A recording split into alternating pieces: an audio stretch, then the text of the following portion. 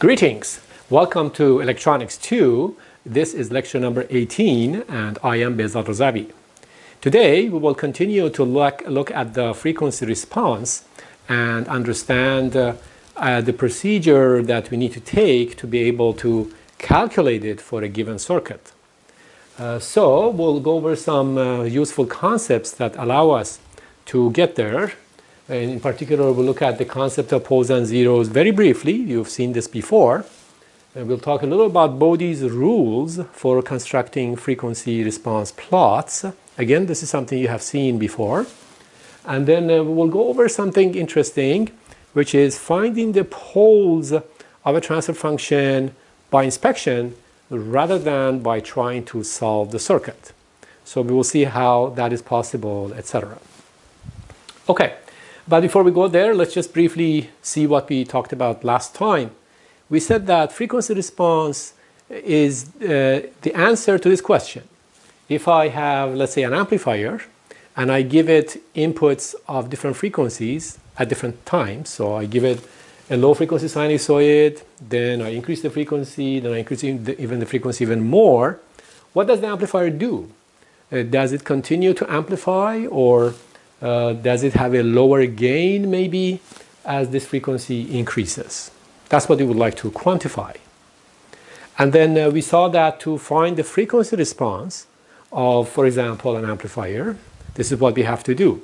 First, we need to derive the transfer function of the circuit using techniques that we have seen in basic circuit theory, and we will see more in this course. So that would be H of S. Then, because we are interested in inputs that are sinusoids, not any other shape, we will replace the S with j omega. That gives us H of j omega. Then we will find the magnitude of this complex number, the magnitude of a complex number. And that is what we call the frequency response. Then we can plot it, we can look at it and analyze it. For example, if we have a simple RC circuit like this, we saw that the frequency response is given by this equation. And then when we plotted it, we saw that at very low frequencies, this is negligible. We are at 1, meaning that all of the signal goes to the output. So it's like all of this is going to the output. But as we give it higher and higher frequencies, as omega increases, omega is like the frequency of this input sinusoid, then we begin to see that the gain drops. The circuit begins to attenuate. And we saw that this attenuation really becomes more pronounced here because this capacitor presents a lower and lower impedance. So the attenuation from here to here becomes more serious as we go this way. And in the limit, at infinite frequency, the impedance of this capacitor is 0, so it just short circuits the output, and of course the output is 0. Okay, so that's what really happens here. Now, one quick conclusion that we can draw is that capacitors generally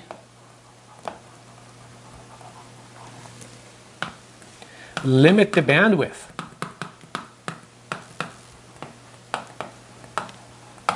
As you can see here. So if I want to maximize the bandwidth, I have to minimize R1C1, right? To minimize R1C1. To maximize the bandwidth, need to minimize R1C1. Now, of course, you may say, well, why don't we try to minimize R1 rather than C1? We will see later that that's harder. That's much harder. It affects many other parameters of the circuit. So generally, we would like to minimize the capacitance that we see in the circuit. So as far as speed of the circuit is concerned, capacitors are generally our enemy. Okay, there are some exceptions, but in most cases, capacitors are what we don't like. So we would like to minimize these capacitances wherever they appear in the path of the signal as it goes from the input to the output. All right, so that's something we have to remember.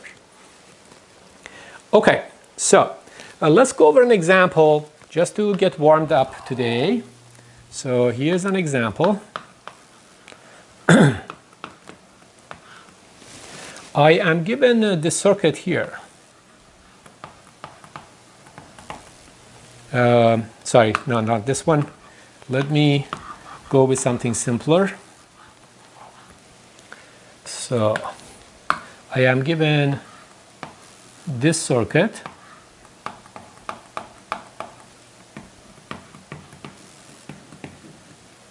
So that's a standard common source amplifier that you can buy.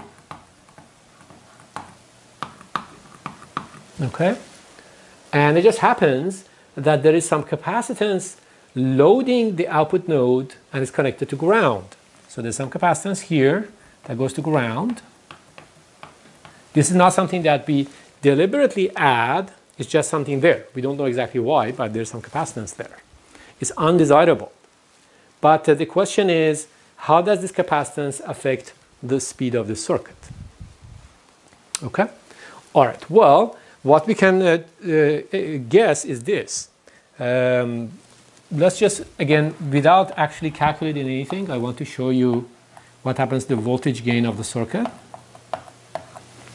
So remember, voltage gain is defined as the output amplitude divided by the input amplitude when the input is a sinusoid. And in this case, it should be small so that we are in the small signal regime. All right, well, at very low frequencies, we can say that this capacitor is an open circuit. It's not there, right? Because the current through the capacitor is small. So that's gone. We just have this transistor and this resistor. So we know the gain is minus GMRD. But in frequency response, we always plot the magnitude. So this would be GMRD. So at very low frequencies, we are here. Okay, no problem. This is what we already know. Now, what happens as the frequency goes up? Okay, well, so we are giving a higher frequency to the input, right? A higher sinusoidal frequency. This high frequency sinusoidal voltage generates a current inside the transistor, also sinusoidal. And this current wants to flow from this node. Where does this current come from? Well, at low frequencies, this capacitor was not there, so all of the current came from RD. But at high frequencies, some of that current has to come from this capacitor, right? So we have less current flowing through the resistors. If you have less current flowing through the resistors, the voltage that we generate across the resistor is smaller, right? So the amplitude of the output signal goes down. And that means that the gain from here to here goes down. So as the frequency increases, at some point, the gain begins to drop. Again, this is just a very general, intuitive look. We haven't exactly quantified this behavior yet, and don't worry about it. But I'm just trying to show you that in a circuit as simple as this capacitor is limiting the bandwidth. If we didn't have this capacitor, what would happen? This would just go on forever, right? But now that we have the capacitors, we see that the output voltage amplitude begins to drop as the input frequency increases. All right? Okay. So let's carry on and look at poles and zeros. So let's talk about poles and zeros. If you remember from basic circuit theory, when we have something like this, H of S, let's call it N of S, numerator, and D of S, denominator. Okay, generally it looks like this, right? So we call the roots of the numerator the zeros. So the roots of this are called zeros. And the roots of the denominator, we call them poles. Okay, so you have some number. It could be real, it could be complex, whatever it is, that makes the numerator 0 is called a 0.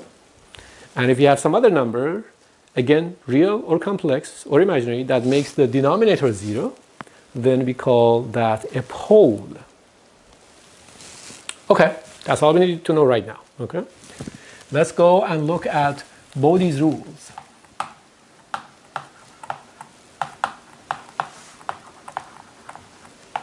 Incidentally, we remember that the transfer function of this circuit has only one pole, doesn't have a 0, and that pole is given by 1 over R1C1, right? So that's something we remember from basic circuits. All right, Bodes rules are rules for constructing these types of frequency response. So they actually simplify our life greatly because we don't have to do really serious computations. Rather, by just knowing where the poles and zeros are, we can construct an approximate behavior of the frequency response. Okay, so we will talk about 2 rules of Bode here, and there are more rules that we will talk about later.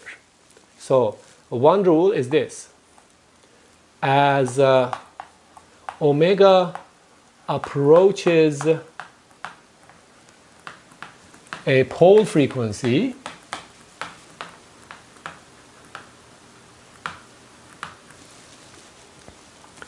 the slope, maybe I should say, sorry, let me clean this up. As omega passes a pole frequency,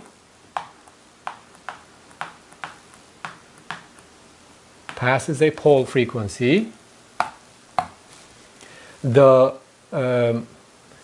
slope of h, the slope of the magnitude that we're trying to plot, decreases by 20 dB per decade. So let's take a moment to understand what this means, starting from the end. What is dB per decade? What does this mean, 20 dB per decade?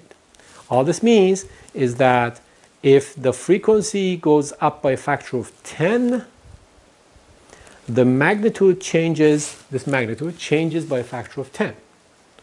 A change of a factor of 10 in here means 20 dB, and 1 decade means an increase of a factor of 10 in frequency. So it's very simple. It says if the frequency goes up by a factor of 10, the magnitude drops by a factor of 10. That's what it means by 20 dB per decade or minus 20 dB per decade. So let me show you some examples of how this comes about. So here's an example. We have some frequency response. For example, it's like this. And it reaches a pole frequency. We'll call this omega p. So what should it do? Bode says that the slope has to decrease by 20 dB per decade. So it should go like this. So this would be minus 20 dB per decade. And when we do this, the assumption is that this axis is log scale, and this axis is also log scale. Okay, so this is h log scale. Because dB per decade is only meaningful when we have log scales on both axes. So here's an example. As another example, suppose we have something that goes up like this at 20 dB per decade. So for some reason we built something and it does this, right? Plus 20 dB per decade, this is the slope. And then it reaches a pole.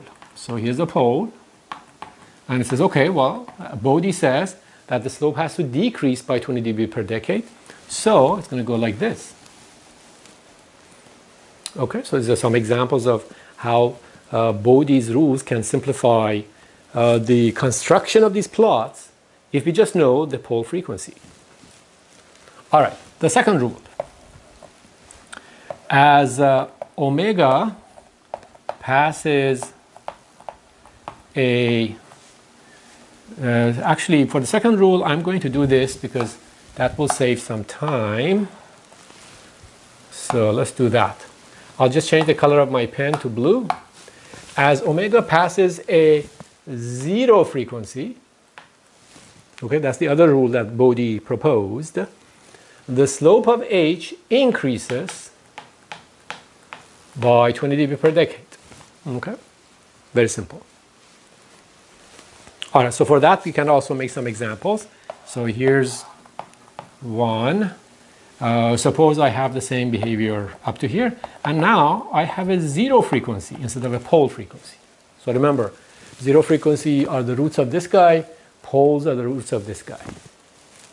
So what happens? Well, Bodes says that the slope has to increase by 20 dB per decade. So this will go up like this. And again, if we have something going like that, which is at plus 20 dB per decade, and it reaches a zero frequency instead of a pole frequency, what should happen? The slope becomes even sharper. So this will go up like this, and this will be plus 40 dB per decade. Okay, so that's the slope that we have after we pass through the zero frequency. Okay, so with these, it's much easier to construct the frequency response of circuits. So as an example, let's go back to this little circuit here.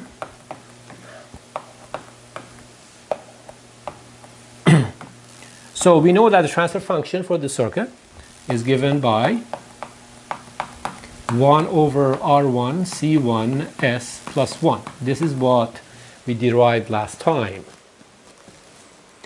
Okay, so what is the pole frequency? The pole frequency is obtained by setting the denominator to 0. So you can see here that omega p would be minus 1 over R1 C1. The pole has a negative value, and that's good news because if the pole had a positive value, the circuit would not be stable. So we don't go there, but that's what. So we always assume that we always are dealing with circuits that have negative poles, negative values for the poles. So you might see some inconsistency here, but there is no inconsistency here. Okay, so this is minus 1 over R1 C1, but I wrote plus 1 over R1 C1 here. After all, these are all positive axes, right? There's no inconsistency here because remember that Bodes is looking at the magnitude of h, and in magnitude of h, we always have these squares that are added to each other, right? So this omega is not actually, whether it's minus 1 over R1 C1 or plus 1 over R1 C1, it doesn't matter because eventually it's squared here. Okay? All right, so anyway, the pole frequency is this. And we would like to construct the magnitude plot using Bodes' rules. So Bodes says, okay, no problem, we'll identify the pole. So the pole is here, and again, it's 1 over R1 C1. We are dealing with the positive axis. And this is the magnitude. Okay. And we start out with very low frequencies. At very low frequencies, we know that even if you just set S equals to 0, this is 1. So we can see that by inspection or by just looking at the circuit. And then Bodes says you continue at this slope of 0 until the pole frequency, and then the slope decreases by 20 dB per decade. So we go up to here, and then it goes to minus 20 dB per decade. So Bode is approximating that from here on, if I increase the frequency by a factor of 10, this magnitude also drops by a factor of 10. That's the meaning of minus 20 dB per decade. So you see that this is actually not that far from this, right? That's a sort of a straight line approximation or piecewise linear approximation of this plot. This plot has some curvature here because at this point it has dropped by 3 dB. But Bode doesn't say that. Bode just says a straight line like this, straight line like that, right? So that's the difference between the two. Very well. Let's continue. Let's see here. Okay. We will look at the next topic, which is finding poles by inspection. And that is a very useful concept because it allows us to quickly find the poles of the circuit without trying to write long transfer functions.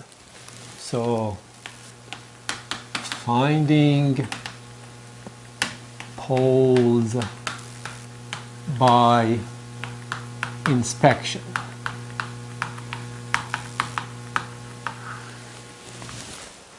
As we will see, the poles of a circuit play a critical role in everything that we do.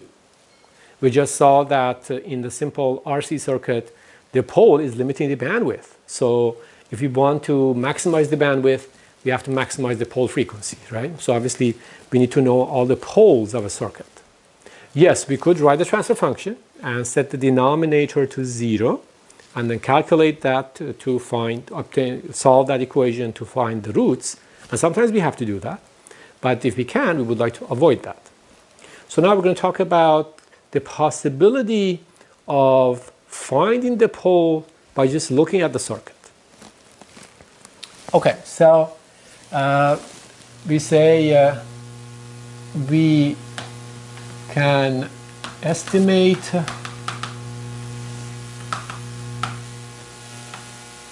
the pole at okay, sorry, let's see. We can assume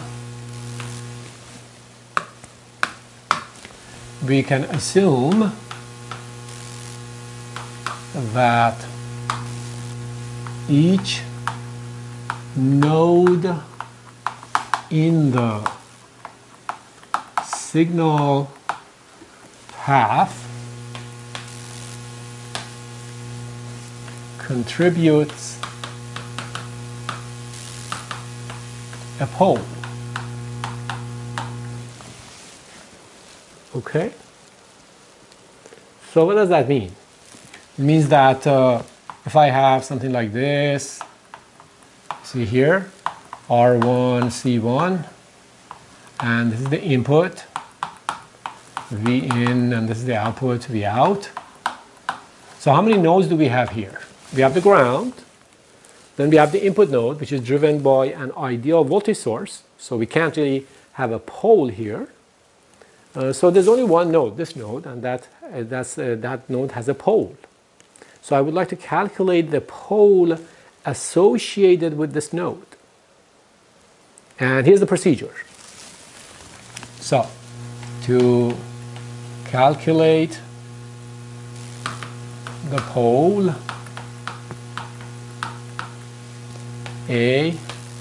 find the resistance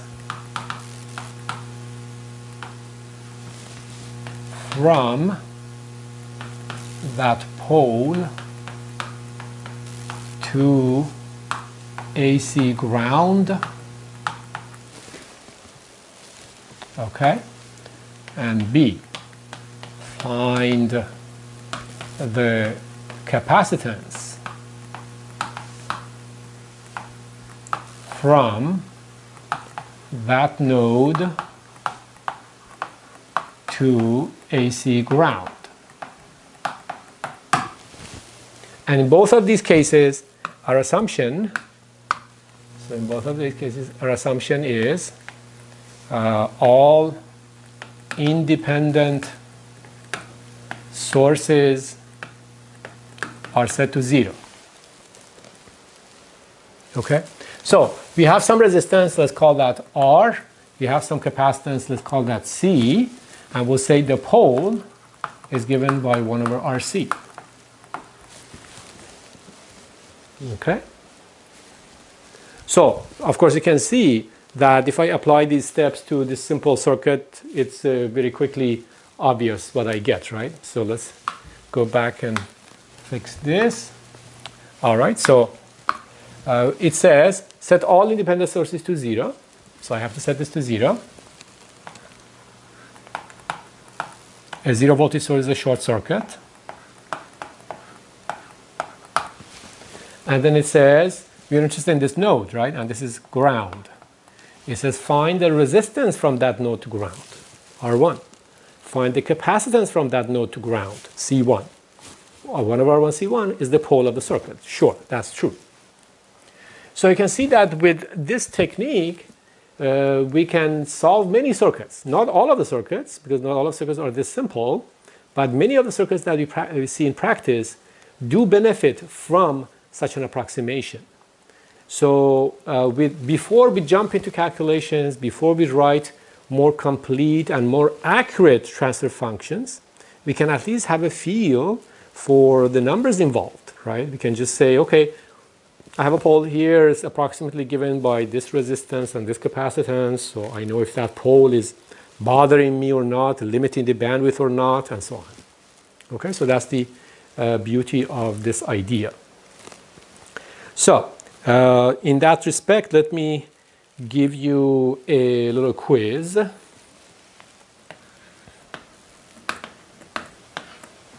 So here's a common source amplifier, and it just happens that we have this circuit at the input. So call this RG, CG. So V in is here and V out is here. So what we would like to do is find the pole of the circuit. Find the pole frequency. Okay, I'll give you 1 minute to think about it.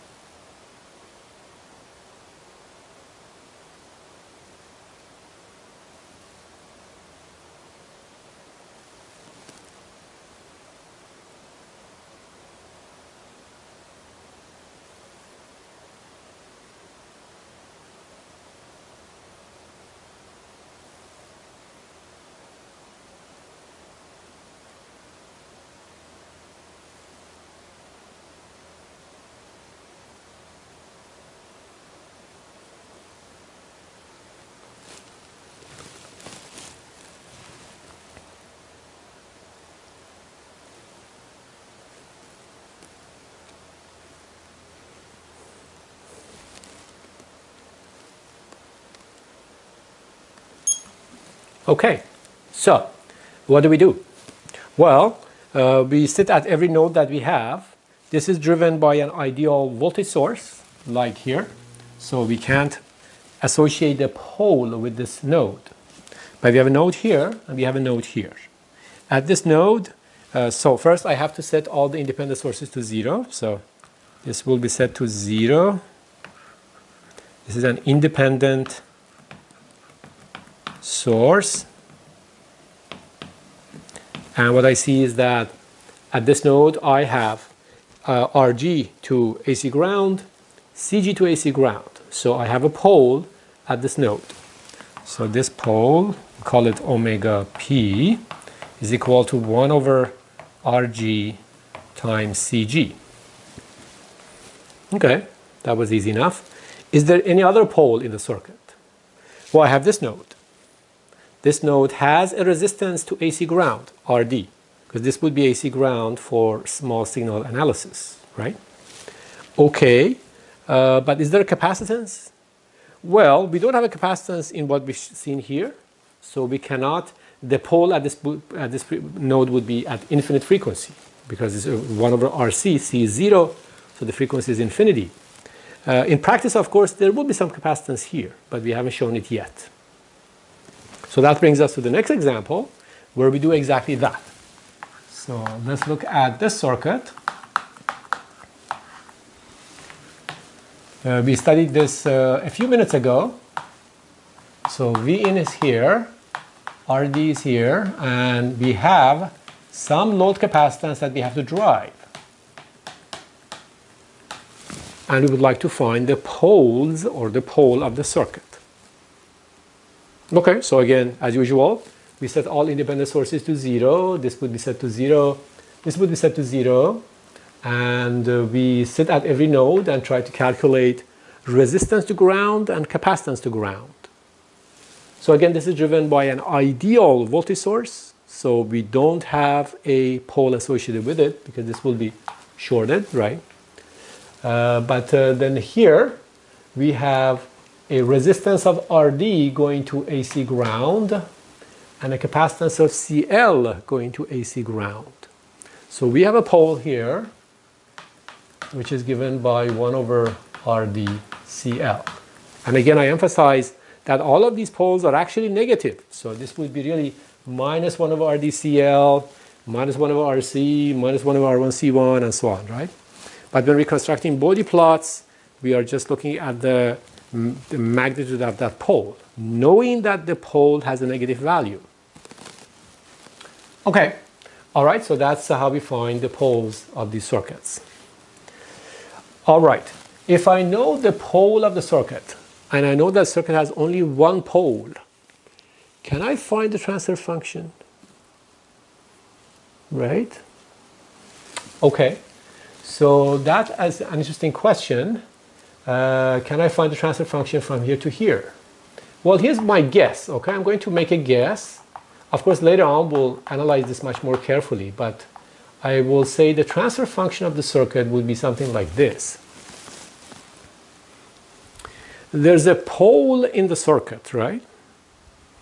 So let's write that as 1 plus S over omega P.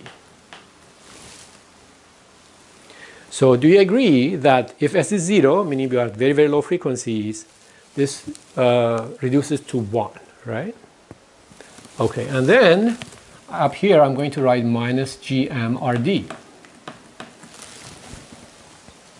And I claim that this is the transfer function of the circuit when we have an input here and the output is here. And omega P is given by this value. Does it make sense? Well, we have a pole. So the pole frequency went under S. You could write it either as S plus omega P, right?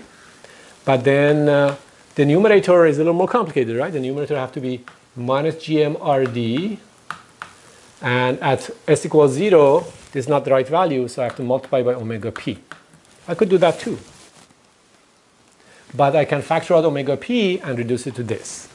What we know is that at very low frequencies, the gain of the circuit, the transfer function of circuit, should be just minus GMRD, because this capacitor is open, and this is the standard common source stage.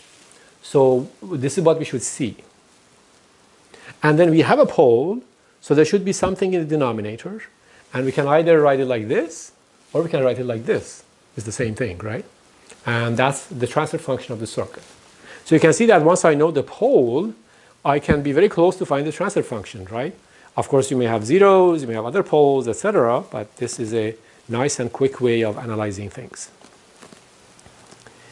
Okay, all right, so moving on, let's talk about another circuit. So, example. I'm going to combine this circuit with this circuit, okay? So here's RG, CG, Then we go to the transistor, RD. Then we go to the load capacitor, CL, and this is V out. And this is V in. So what we would like to do is find the poles of the circuit and also the transfer function of the circuit, if we can. Okay, so the transfer function right now is by inspection. We may or may not be able to find it, and that's okay, because later on we will have a more formal approach to calculating the transfer function. But right now we're just playing with ideas, trying to see if we can predict certain things. Okay, well, now that I have solved these two examples, this should be pretty straightforward. There's a node here, and it has a pole, as we found it right here. There's a node here, and that has a pole, as we found it here. So now we have two poles in the system. Okay, so we can say omega P1 is 1 over RG CG, and omega P2 is equal to 1 over RD CL. So far so good. Okay, so maybe I can try to find the transfer function. So the transfer function, V out over V in, is like this. I have two poles, so I will construct two of these. So I will write 1 plus S over omega P1, 1 plus S omega over P2. Omega P1 is this value, omega P2 is that value. And what goes to the numerators? Well, the way I check it is that at very low frequencies, this capacitor is open, this capacitor is open, the voltage gain from here to here is still minus GMRD. This RG does not affect the gain. Why? Well, at very low frequencies, remember, the gate is open, right? The gate doesn't go anywhere in the small signal model. So if I construct this small signal model quickly like this, right? RG goes here. And V in goes here. And this is what we call V1. And that's what we call GM V1. So as you can see, V1 has to be equal to V in because there is no current through RG. This is open circuit, right? If there's no current through RG, the voltage across RG is 0. So if you write the KVL, this V in is the same as this V1. So at low frequencies, RG plays no role in the circuit, which means the voltage gain from here to here is still minus GMRD. And that goes in the numerator, minus GMRD. So you see that very quickly, we would manage to find the transfer function. And we usually write it like this. If you don't like it, you can also write it like this. You can replace the numbers for the poles. So this is 1 over RGCG, so that becomes 1 over RGCGS times 1 over RD CLS, right? We can write it like that as well. But that's the transfer function of the circuit. So step by step, we are building our skills towards analyzing more complex circuits. Now we have two capacitors. We're not afraid of two capacitors, right? We could quickly write it like this. Now you can see how convenient this approach is compared to sitting down and just writing a bunch of KVLs and KCLs trying to find the transfer function. So if you wanted to just write the general transfer function without using this approach, you would do this, right? You would have a capacitor here. You would have a resistor here to AC ground. You would have a capacitor here. And this is V out, right? That is the small signal model of the circuit. And now we have to write some KVLs and KCLs, the KCL at this node, the KCL at this node, some KVL around the loop and so forth to find the transfer function. But when we did it this way, it was a lot faster. Okay, so that is the beauty of finding the poles by inspection rather than by trying to just write KVLs and KCLs. All right. Now, let's talk about one more example.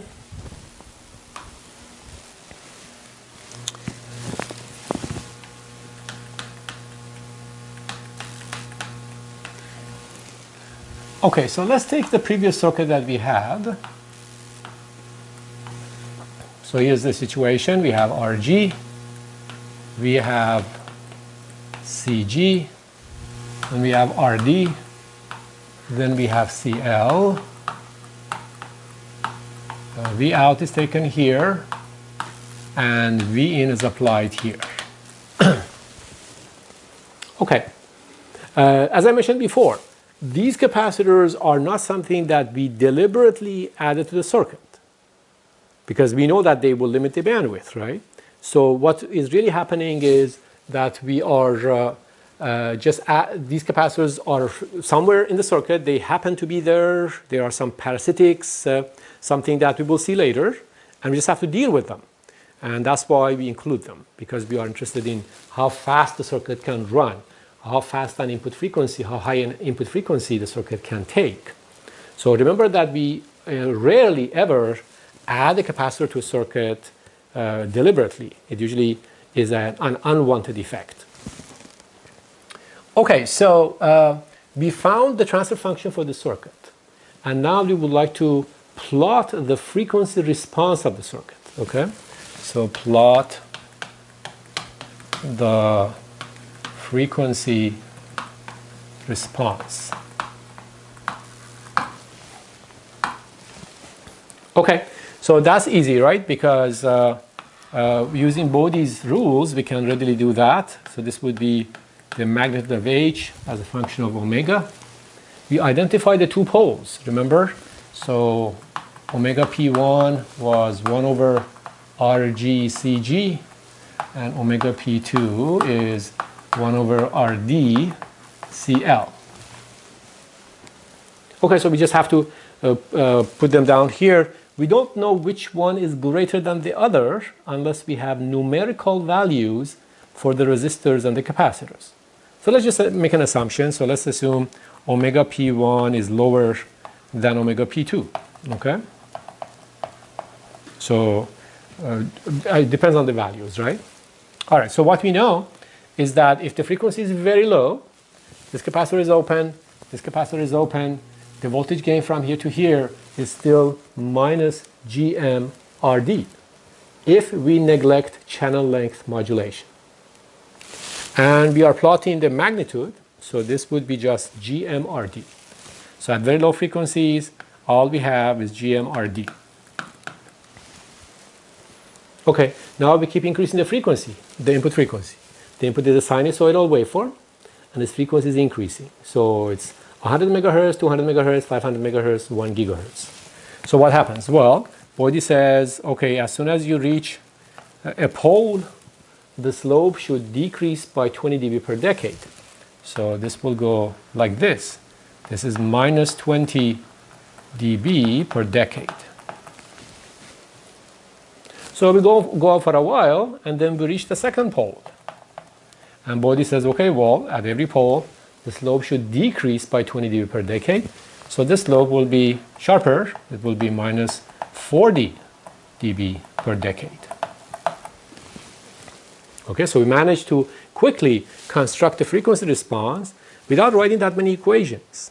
And that's the beauty of using Bodes approximation, because we don't have to perform so much analysis. We can do a quick and dirty approximation and just get a feel for how good or how bad the circuit might be.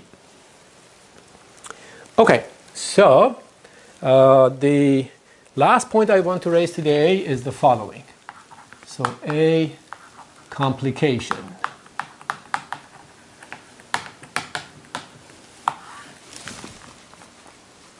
All right, so this method of finding poles by inspection is very nice, and we saw how it worked in these cases. But there are some cases where we will have difficulty. So here's an example. let's take the same common source stage, and let's suppose we have some resistor here for some reason, and we have a resistor here. But then let's suppose that there's a capacitance from here to here. Okay, so again, this may not be a capacitance that we deliberately added. It might be something, some parasitic that occurs in the circuit anyway. So we have C1. So now the question is, can I use this method of finding poles by inspection? Well, no, not quite, right? Because we said we sit at one node and find the resistance to AC ground and the capacitance to AC ground. So the resistance to AC ground would be this, because this independent source is set to 0. That's RG. But the capacitance to ground, how much is that? C1 doesn't go to ground. C1 goes to here and it goes here. And we cannot even say that it's just C1 in series with RD, because this transistor is a transistor. It has a dependent current source in it, so it's acting as a transistor. So I don't know what type of impedance we have from here on. So we cannot apply that method of finding poles by inspection directly to the circuit, because we have this capacitor between two nodes. The capacitor doesn't go to ground, it goes from one node to another node in the circuit. So this complication seems to be a problem, but interestingly, there is another approximation that allows us to handle a case like this, and that's based on Miller's theorem. We also call it the Miller effect, and that's something that we will study next time. I will see you next time.